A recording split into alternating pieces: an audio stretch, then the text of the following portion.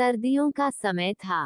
ठंड बहुत ज्यादा थी। पूरे गांव में कोहरा धुंध छाया हुआ था।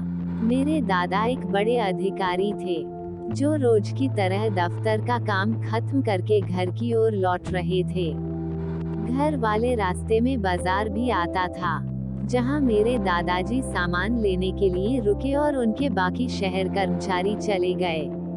मेरे दादाजी बाजार में सामान लेने की वजह से पीछे रह गए। सामान लेते लेते दादाजी को पता नहीं चला कि कब शाम हो गई। जब दादाजी ने घड़ी देखी, तो पता चला कि आज तो घर पहुंचने में बहुत ज्यादा देर हो जाएगी। तो दादाजी ने सोचा कि जंगल के रास्ते से जाऊंगा तो जल्दी पहुंच जाऊंगा। इसलिए दादाजी ने गाड़ी जंगल की तरफ घुमा ली। शाम होने के कारण जंगल में बहुत ज्यादा अंधेरा हो गया था। दादाजी तेज स्पीड में गाड़ी चला रहे थे, तभी उनके सामने एक औरत आ गई। औरत को देखते ही दादाजी ने तुरंत गाड़ी रोक दी। दादाजी ने औरत की तरफ देखा तो वो औरत बहुत जोर जोर से रो रही थी। दादाजी को लगा कि है किसी मजदूर की पत्नी होगी जो रास्ता भटक गई है। रास्ता सुनसान था, इसलिए दादाजी ने सोचा कि इस महिला की मदद करना जरूरी है। उन्होंने महिला से पूछा कि वह इस जंगल में अकेले क्या कर रही है। महिला ने कोई जवाब नहीं दिया और जोर जोर से रोती रही। ऐसा लग रहा था कि सारा जंगल उस महिला के रोने की आवाज से गूंज रहा हो। दादाजी ने पूछा कि आपका घर कहाँ है, फिर भी वो महिला कुछ नहीं बोली।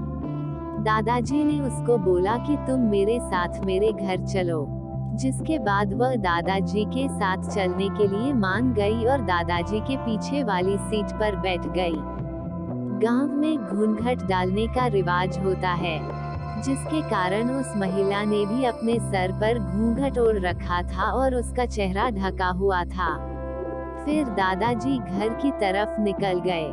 घर पर सभी दादाजी का इंतजार कर रहे थे। जैसे ही सबने गाड़ी की आवाज सुनी, सब भागकर दादाजी के पास आ गए।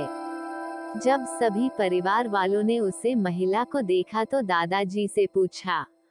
दादाजी ने जंगल वाली पूरी बात बताई और कहा कि अब यही खाना बना देगी।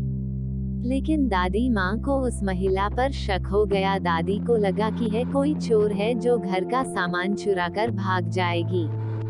दादी माँ ने उसे रसोई में जाकर खाना बनाने के लिए कहा, जिसके बाद वह महिला बिना कोई जवाब दिए रसोई की तरफ चली गई।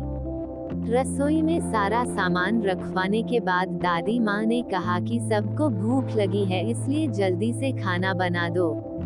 दादी माँ ने उसे रसोई में भेज तो दिया था, लेकिन उनका मन अभी भी शांत नहीं था।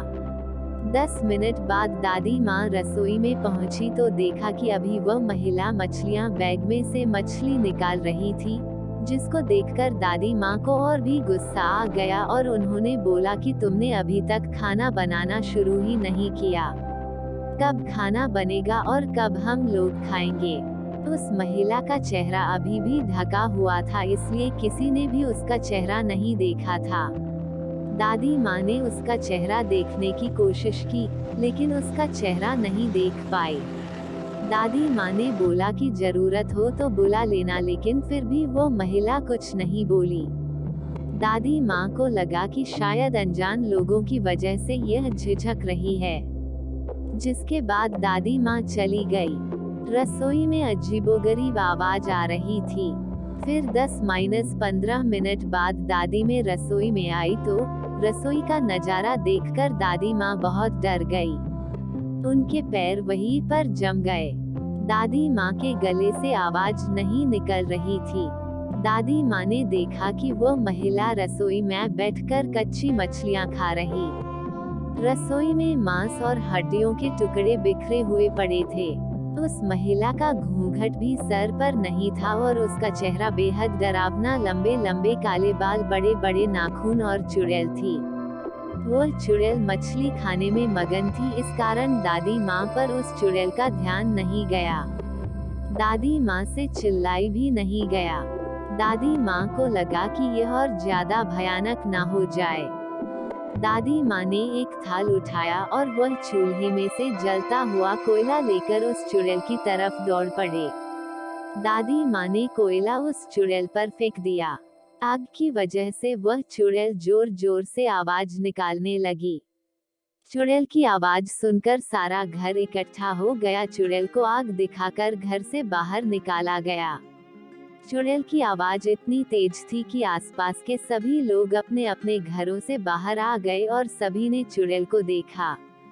चुड़ैल लोगों को देखकर गांव जंगल की तरफ चली गई। पूरे गांव के लोग चुड़ैल के डर से कांप रहे थे और सभी मेरी दादी माँ की प्रशंसा कर रहे थे, जिन्होंने सही समय पर उस चुड़ैल को आग से भगा दिया। यदि चुड़ैल को नहीं भगाया जाता तो वो पूरे गांव के लोगों को खत्म कर देती।